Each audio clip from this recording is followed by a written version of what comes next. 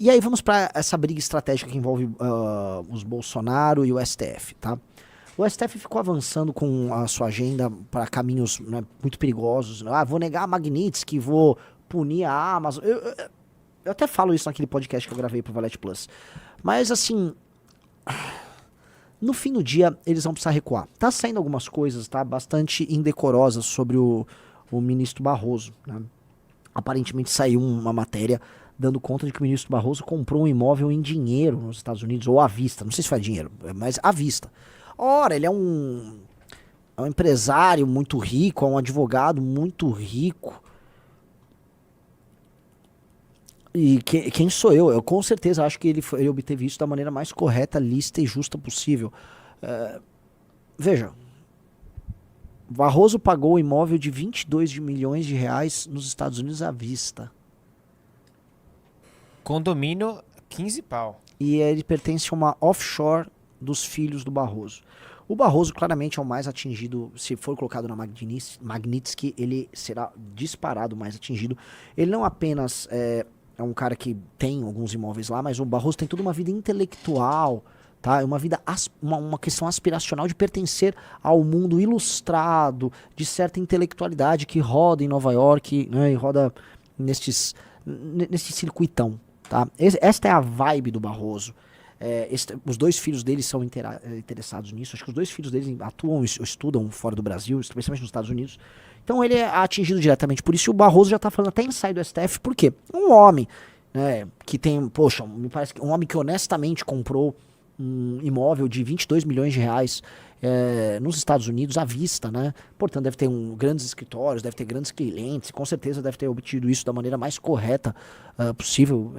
E não tô aqui fazendo nenhuma ironia, muito pelo contrário. Um cara desse não precisa se indispor com nada.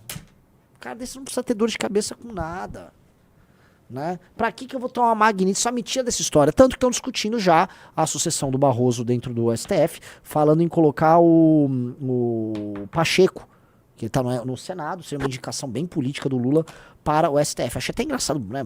Enfim, né? Cada um, né?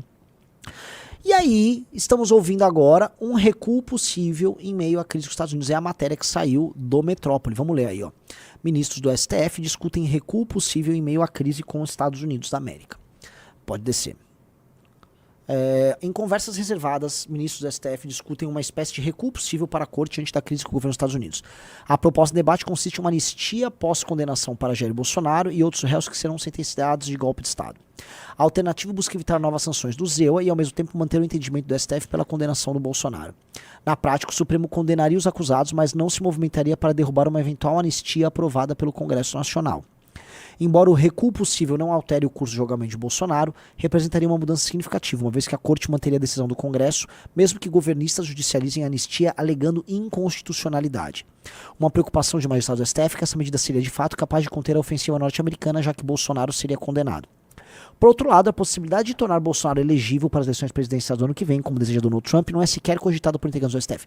Deixa eu só falar. Eu vou falar então, Rizzo. É aquilo que a gente estava discutindo. Posso falar. Checa lá no grupo se eu posso falar. Vê lá se eu posso falar. Porque assim, eu tava com alguns elementos dessa matéria quando eu tava lá em Brasília. Só checa. Eu vou falar. Foda-se, eu vou falar. Então fala logo. Então vou falar. Então beleza. Só termina de ler a matéria. As pautas no Congresso. A oposição mantém a cobrança sobre o presidente da Câmara, Hugo Mota, para que 2 projetos sejam pautados na casa. O primeiro se refere ao fim do foro privilegiado. Beleza, a gente já sabe. A medida em si, blá, blá, blá, blá. Beleza, desce. Então eu vou falar. O que eu fiquei sabendo, é que estavam negociando algo dessa natureza numa reunião que envolvia o presidente de um banco de 3 letras muito famoso, que esteve 2 vezes em Brasília na semana passada. Ele pegou o jatinho particular dele e partiu em comitiva com algumas figuras importantes para encontrar desde agentes políticos até ministros do STF, tá? As conversas foram de 2 naturezas. Uma é a adaptação à lei Magnitsky e uma jogada para negociar com os Estados Unidos, inclusive com contatos diretos com a galera de lá. E a outra é o cenário de 2026 reabilitando a candidatura Tarcísio, tá? Então vou boca de sandalhar. O papo era mais ou menos esse, Premissas. Premissa número 1. O STF e o Alexandre de Moraes, especialmente o Xandão, não vão arredar o pé da condenação do Bolsonaro. que é o que a matéria do Metrópolis está dando. Aliás, cara, o Metrópolis faz um bom jornalismo de investigativo ali, né, de bastidores. O Xandão não vai arredar o pé. E assim, nem ele, nem governo Lula, Reinaldo, todo mundo, assim, é uma questão para eles de vitória, sabe, histórica da democracia, demonstrar que a direita de internet, essa direita do Bolsonaro queria um golpe de Estado e que eles evitaram um golpe de Estado, tá? Isso tem que entrar pro... Então, não dar uma condenação pro Bolsonaro é negar que eles salvaram o Brasil de um golpe, certo? Porque se não condenar o Bolsonaro por isso, não havia golpe, eles não salvaram a gente de nada, entendeu? Então, eles não vão arredar o pé disso, essa é a primeira premissa. A segunda premissa que é necessária, tá? Eles não querem permitir de maneira alguma que quando eu digo eles, os agentes estavam reunidos, inclui Kassab e tal, não querem de maneira alguma que o Bolsonaro participe da eleição, porque eles precisam eleger o Tarcísio, e eles sabem que o nome é o Tarcísio. Por mais que o Ratinho esteja tentando por aqui, o Ratinho Júnior, que o Caiado tente por ali, até o Zema tente colar, eles querem eleger o Tarcísio. Então o cenário de compromisso seria este descrito: Bolsonaro inelegível, candidatura Tarcísio, STF condenando o Bolsonaro, uma anistia, eles vão discutir os termos de uma anistia, que, né, soltou eles, mas foi condenado, tá? E aí um afrouxamento dessa tensão junto aos Estados Unidos. O que eu acho? Há um problema aí. Repararam como o Eduardo Bolsonaro, o próprio Paulo Figueiredo, eles foram pra cima do Tarcísio? Repararam como eles estão exigindo, da parte do Tarcísio, os bolsonaristas, uma energia bem grande no caso? É porque não é exatamente não prender o Bolsonaro a questão. A questão é outra pessoa suceder o Bolsonaro no comando do bolsonarismo. E eles não querem. Eles não querem. Então não será possível fechar um acordo apenas nesses termos. Mas isso já resolve, tô distensionando aqui, vamos chegar numa solução de compromisso. Será que consegue? É uma possibilidade. A questão é, esta solução de compromisso, acompanhada de outras soluções de ordem comercial, poderiam resolver com o Donald Trump? Eventualmente sim. Entendeu? Se o Tarcísio pinta, eu vou ser um cara, eu vou ser próximo de vocês, aí eu sou o cara de vocês aqui, vai ter uma gestão próxima do Trump aqui. Aí o Trump, entendi, já tem um novo aliado, entendeu? Bolsonaro, você calme. Tarcísio é um amigo. É um amigo. Ele ama a América também e eu amo o Brasil.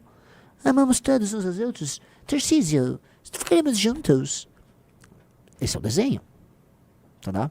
Começa a pintar E aí, Bolsonaro, se acalme. Fizemos um acordo bom para a América. Então, eles têm à disposição. Já foi colocado assim, o Haddad pode negociar, o Alckmin pode negociar. Um grande nome aí a negociar chama-se André Esteves. Se tem um cara que tem condição de ser estrategista e entender a complexidade desse jogo todo, é o André Esteves. Conheço, já conversei brevemente com ele, e nessa conversa breve que tive, se mostrou o empresário mais inteligente que eu conheci no Brasil.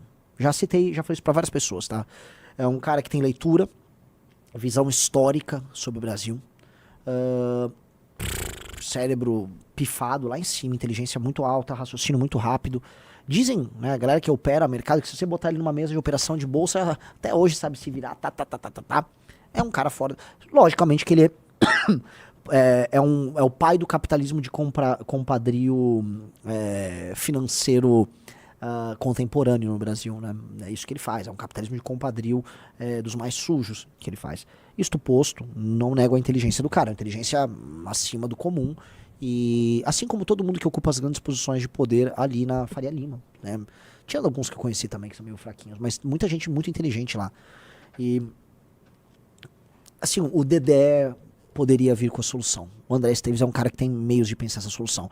E aí ele está tentando resolver da seguinte maneira: manter Tarcísio candidato, manter uma coalizão ao redor do Tarcísio, dar pro bolsonarismo alguma vitória, Bolsonaro endossa Tarcísio e eles assumem o Brasil com o Tarcísio, ok? Nossa função, tá? Nossa função, com uma candidatura da missão, é não permitir que essas pessoas assumam o poder.